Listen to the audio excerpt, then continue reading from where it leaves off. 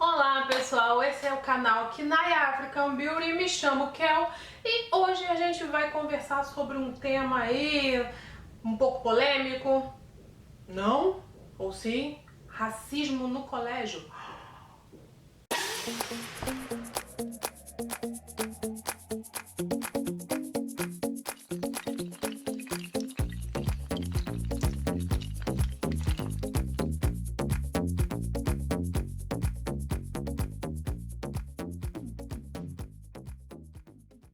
Não é segredo pra ninguém que todo menino preto ou que toda menina preta sofre racismo no colégio. Isso não é segredo definitivamente pra ninguém.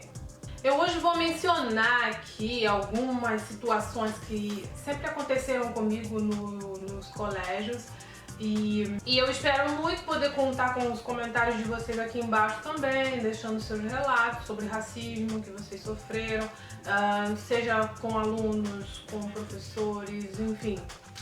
Eu leio todos os comentários, pode parecer que não, às vezes são muitos, eu não consigo responder todos, mas os primeiros pelo menos eu consigo responder, depois as coisas já vão dando uma amontoada, às vezes eu não consigo responder, me desculpe, mas eu vou me esforçar para responder todos, mas tenham a certeza de que eu leio todos eles e que eu adoro que vocês enviem, que vocês deixem os comentários aqui embaixo, certo? Se tem um momento que todo pai e toda mãe negro, consciente, tem medo, é um momento em que a gente começa a liberar os nossos filhos para o mundo. Aquele tempo, enquanto a criança esteve o tempo todo sob os nossos cuidados, o tempo todo integralmente ali sob nossas asas, a gente acaba sentindo medo na hora de liberar essa criança para o mundo, porque todo mundo tem vontade de saber que o filho não é nosso, que o filho é do mundo e blá blá blá. Mas a gente ouve tantos relatos e a gente tem conhecimento de tantas outras histórias em relação ao racismo dentro do colégio. Muitas das vezes nós já vivenciamos na nossa adolescência e na nossa infância e de repente a gente tem um filho que está apto a sofrer os mesmos processos que nós sofremos. Ou pior, porque à medida que os anos avançam, que o tempo passa, a sensação que a gente tem é que as coisas vão piorando. A sensação que a gente tem é que as pessoas vão ficando mais frias, mais cruéis. Às vezes é uma sensação equivocada, pode ser, porque hoje quando a gente vê um vídeo na internet que rapidamente viraliza de agressão, de violência dentro das escolas, de meninas que se pegam do lado de fora, começam a se agredir, meninos também, menino e menina, enfim.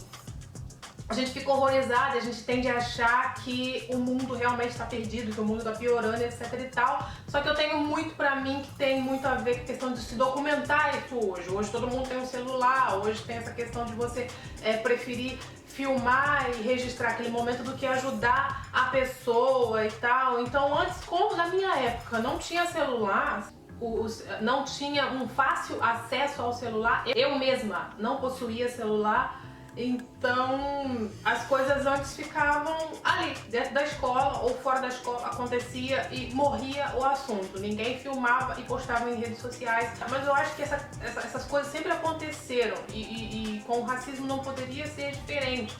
Então quando a gente tem um filho, quando a gente fala, poxa, ter filho faz parte do meu planejamento, eu quero ter filho, e a gente põe uma criança no mundo, a gente nesse momento dela entrar na escola, a gente já começa a pensar mil coisas. Por exemplo, quando a minha filha foi para a escola, eu já meio que ficava, antes até dela ir para a escola, antes dela entrar no colégio, antes de chegar um momento disso acontecer, eu meio que ficava pensando, comigo mesma, tipo, tá, e quando chegar o momento onde eu resolva deixar minha filha ir pro colégio com os cabelos soltos, e se chegar esse momento onde a diretora ou a coordenadora, enfim, ou alguém ali do administrativo, da coordenação pedagógica ali do colégio, se existir aquele momento onde ela venha me chamar a atenção, falar que o cabelo da minha filha tá muito cheio e que ele não pode ficar solto e vir dando mil justificativas, como se existisse alguma justificativa plausível para isso, enfim. Eu fico pensando na possibilidade disso existir, disso acontecer, porque essa possibilidade existe. Isso é só um exemplo, existem outras 1000 coisas que faz com que eu realmente pense, sofra já de véspera com o que a minha filha, em relação ao que a minha filha pode vir a sofrer no colégio. Então, uma mãe ou um pai negro consciente, geralmente a gente tem esse medo, assim. E por que eu digo consciente? Porque aquela pessoa que sabe que está inserida numa sociedade, num universo racista e que procura meios de combater isso, seja de que maneira for, mas com decência, com afinco, né? É uma preocupação, e quando eu me refiro a negros conscientes é porque, assim, hoje eu tenho uma cabeça que a minha mãe não tinha da minha idade, assim, no momento que eu fui pro colégio eu não passava isso pela cabeça dela, até porque eram outros tempos e também porque ela não tinha e ainda não tem muita informação sobre, assim, a minha mãe é uma pessoa, né, claro, de uma geração anterior e não tem muita destreza para lidar com esses assuntos e com esses processos. E o que é muito comum, não tem nada de errado nisso. Acredito que da minha geração aqui para diante é o momento onde a gente vai começar a se colocar mesmo. Antes não tinha isso. Então aquele momento que nossos filhos vão para a escola é o momento que a gente sofre. É o momento que geralmente a gente passam 1000 coisas na cabeça, uma novela na cabeça e a gente fica só esperando aquele momento onde a gente vai receber uma ligação do colégio ou então um momento que a gente vai ser surpreendido quando a gente for buscar nosso filho na escola, que a gente vai ser surpreendido com alguma notícia não muito boa, ou você vai receber o seu filho em casa, ou você vai começar a perceber uma diferença de comportamento do seu filho em casa, porque todo mundo que já sofreu racismo na escola ou qualquer outro tipo de preconceito sabe que a gente não tem o ímpeto de chegar em casa e relatar tudo pros pais o que está acontecendo. Geralmente a gente fica moado, quietinho, não conta nada pra ninguém. Essa questão da gente ficar muito na nossa, a criança é assim, a criança tem muito disso, por isso por isso aí entra a questão, a importância de você sempre dialogar com seu filho e de sempre deixar um espaço para que ele consiga se abrir com você.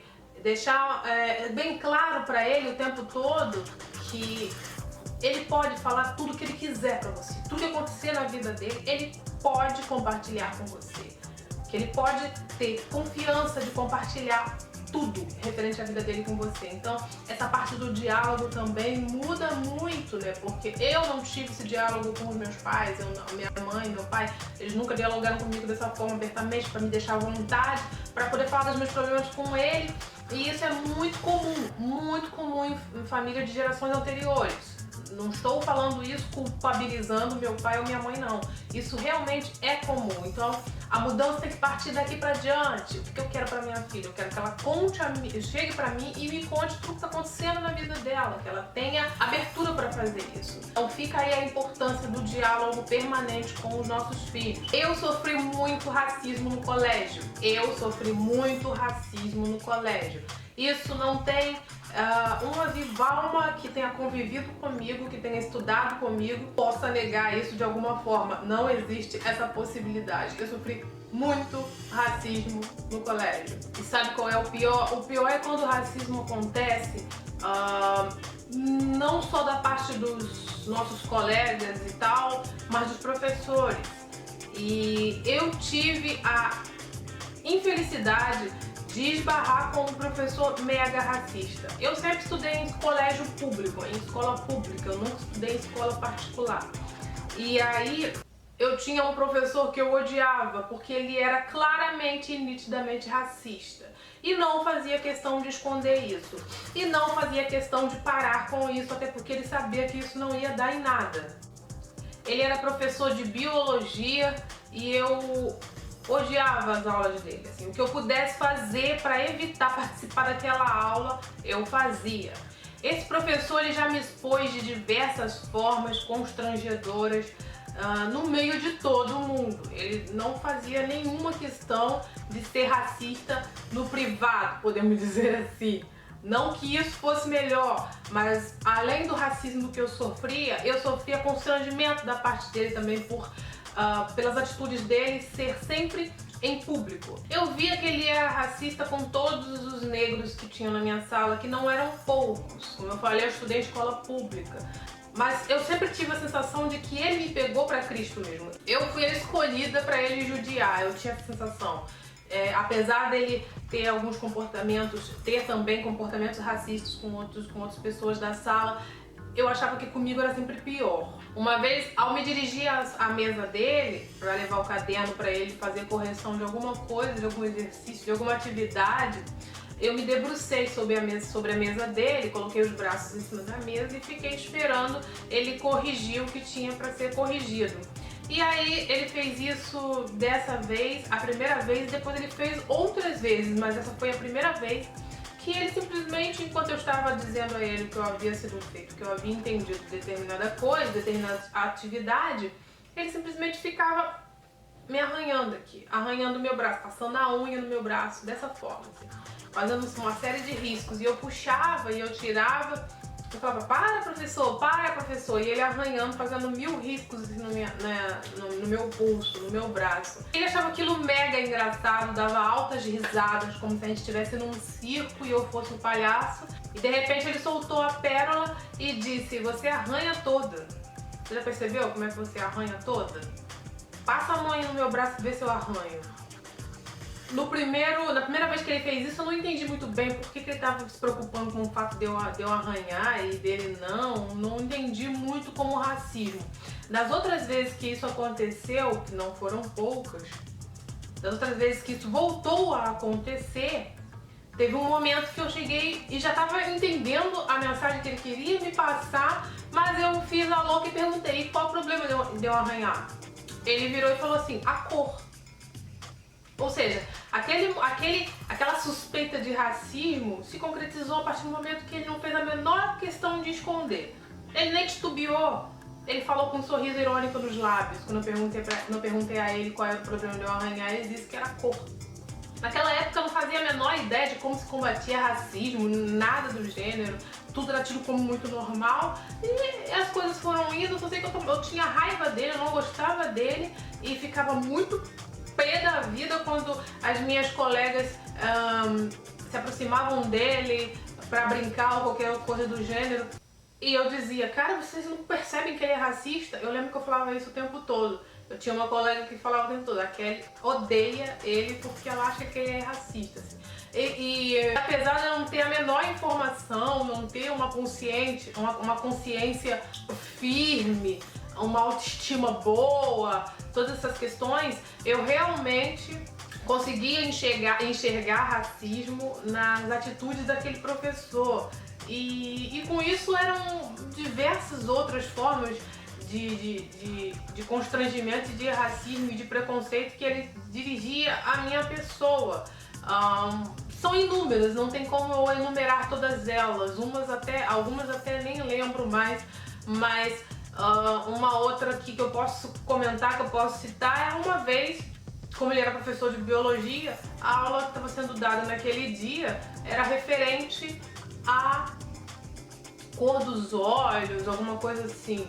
E as pessoas, os alunos, né, começavam a perguntar a ele, professor, os meus olhos são pretos? Não são? Porque parece que os meus olhos não são pretos, apesar de parecerem pretos, são castanhos, isso, aquilo, outro, o meu é castanho, isso aqui. E aí ele se aproximava bem perto do rosto das pessoas, as pessoas regalavam o olho pra ele se aproximava e olhava e falava, o seu olho parece ser tal cor, o seu olho parece ser tal cor, o seu olho parece ser tal cor. Quando chegou e isso ele fazendo bonitinho em todo mundo. Quando chegou em mim, eu falei, o meu é preto? Ele falou assim, não, o seu é azul, dessa cor, você quer ter olho azul. A sala inteira riu e tal, eu abaixei a cabeça e fiquei lá, sentada, da mesma forma como eu estava. Ele fazia questão de me tirar do sério mesmo. Ele não estava nem um pouco preocupado com o fato de eu não gostar dele. Ele sabia que eu não gostava, mas e aí por isso ele me provocava.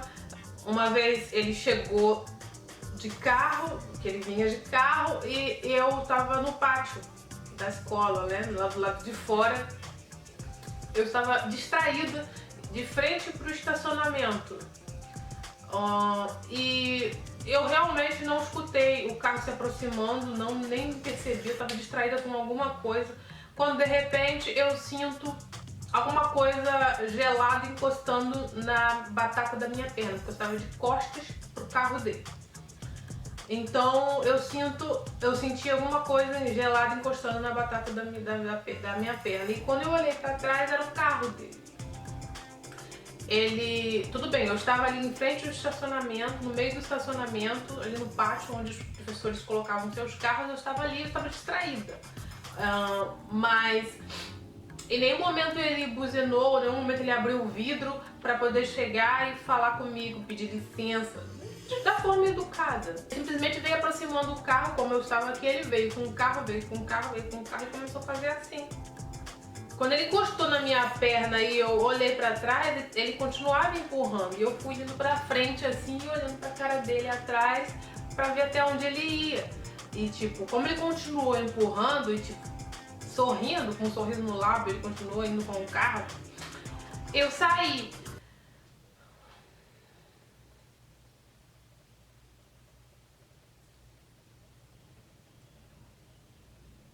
Então, nessa época, eu passei um cortado muito grande com esse professor.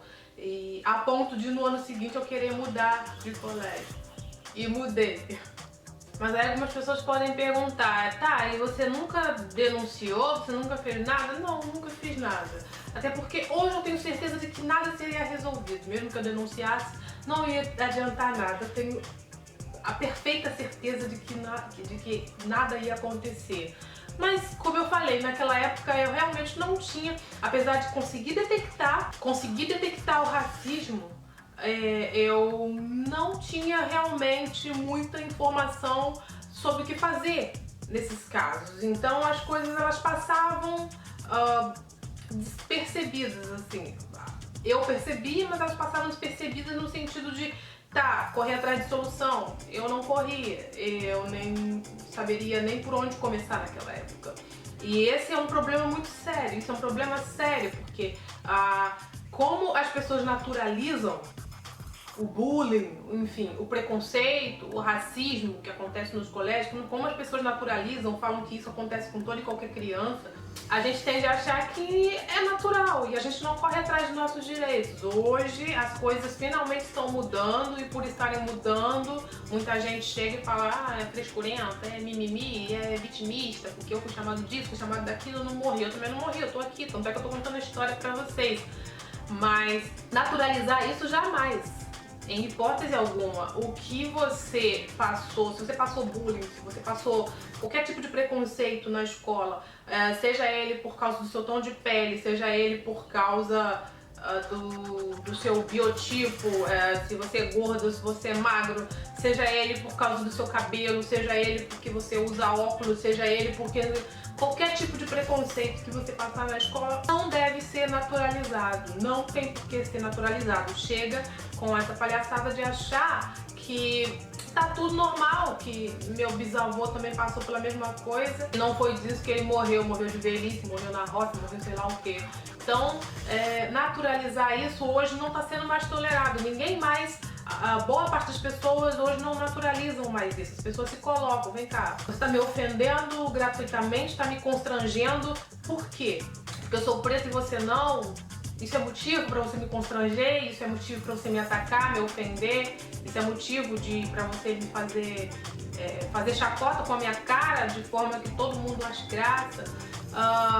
Não tem que naturalizar e não tem que achar isso normal, tem que se colocar mesmo. E eu agradeço pelo caminhar das coisas hoje. Tem muita coisa ainda para melhorar, tem muita coisa ainda para mudar, mas o caminhar da história está sendo bastante interessante nesse sentido. Eu consigo ver um empoderamento mesmo, essa questão das pessoas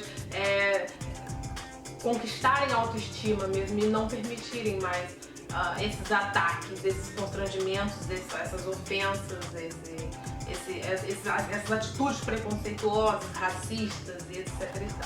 Então o que fica de lição é: o racismo que porventura você sofreu na escola, você não pode achar que é normal o seu filho vir a sofrer da mesma forma e achar que isso tem que acontecer para o fortalecer de alguma forma. Isso é crueldade, não existe isso. Fortaleça seu filho de outras maneiras. Não precisa fazê-lo sofrer dessa forma, sentir na pele o racismo existente ainda até os dias de hoje na sociedade, para que ele cresça ou para que ele desenvolva força para aguentar mil outros preconceitos e encarar o mundo da forma que ele é. Não precisa. Então converse com o seu filho, converse com a sua filha. A minha filha, graças a Deus, ela tem pais conscientes que zelam pelo seu bem-estar, pais conscientes que não vão tolerar esse tipo de postura, parta de professor ou de aluno, de qualquer pessoa, não vão tolerar. Antes da minha filha ir para esse colégio, eu tenho uma conhecida que a filha estudou nesse mesmo colégio. É um colégio particular. E eu tenho uma conhecida que a filha dela estudou nesse colégio. E ela falou uma vez que recebeu um bilhetinho na agenda da filha, quando a filha veio para casa, saiu da escola, veio para casa, ela recebeu um bilhete na agenda falando que era para ela pentear os cabelos da filha dela, porque estava muito cheio, que poderia pegar muito facilmente, poderia ter problema com piolho, etc e tal. Que ela foi na escola reclamar o porquê que ela teria que prender o cabelo da filha dela, que naquele dia queria usar o cabelo solto. E questionou se eles mandaram o mesmo aviso para todas as mães de todas as crianças. Tenham elas cabelos lisos ou cabelos cacheados. Que no caso dessa minha colega, a filha dela tem cabelo cacheado. E aí eu... Caramba! Infelizmente, na questão de ensino, esse colégio, ele aqui na região, ele é o melhor que tem.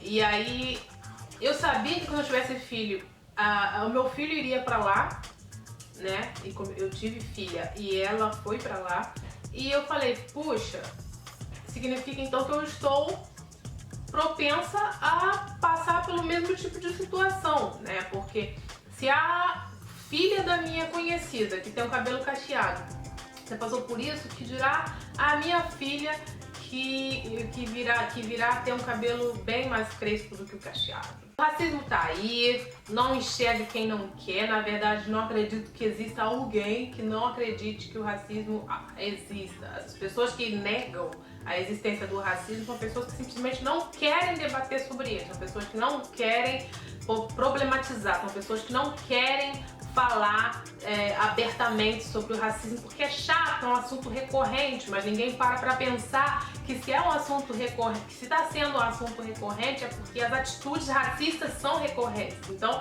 a gente vai debater mesmo, a gente vai problematizar toda vez, e não tem por que você reclamar e nem chamar a gente de vitimista, porque a gente nem liga. A verdade é essa, ninguém aqui liga de ser chamado de vitimista. Quer chamar a gente de vitimista porque a gente combate o racismo? Então somos vitimistas, não tem problema nenhum. Então esse é o assunto de hoje. Eu gostaria muito que vocês deixassem aqui nos comentários relatos que já aconteceram com vocês, de racismo que aconteceu com você no colégio, ou com alguma pessoa que você conheça, ou com o seu filho. Eu sei que aconteceu. É triste, mas a gente sabe que isso acontece. Então eu gostaria de ouvir, sim, gostaria de ouvir como vocês contornaram isso, se alguma coisa foi feito, se teve alguma denúncia, se foi solucionado, se não foi. Eu gostaria de ler, tá bom? Eu gostaria de conhecer mais um pouquinho da história de vocês, tá bom? Então esse é o vídeo de hoje, pessoal. Esse foi o bate-papo de hoje. E eu espero que vocês tenham gostado do bate-papo, eu espero que vocês que estavam acostumados que foram ensinados, porque a gente é ensinado a naturalizar o racismo, naturalizar o preconceito, consiga agora olhar, sabe, com outros olhos e por outro viés e perceber que a gente não tem que se acostumar com o racismo. Que a gente tem que se acostumar com um mundo mais humano, que a gente tem que se acostumar com um mundo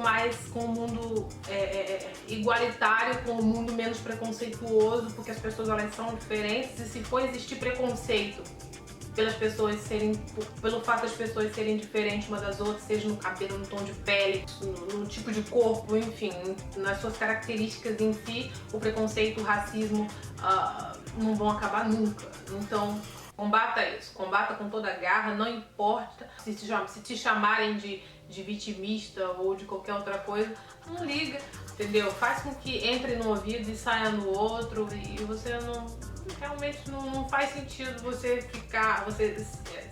se sentir mal porque você está denunciando, porque você está saturado de ser ofendido gratuitamente de alguma forma e nunca fazer nada. Não acho que você passar a fazer tá sendo muito intolerante, não. Você não tem que tolerar nada. Então esse é o vídeo de hoje, esse bate-papo aí porreta, tá bom? Deixem os comentários aqui. Se você caiu de paraquedas no meu canal e você ainda não conhece, se inscreva aí no meu canal, tá bom? E é isso. Um super beijo e até o próximo vídeo. Tchau!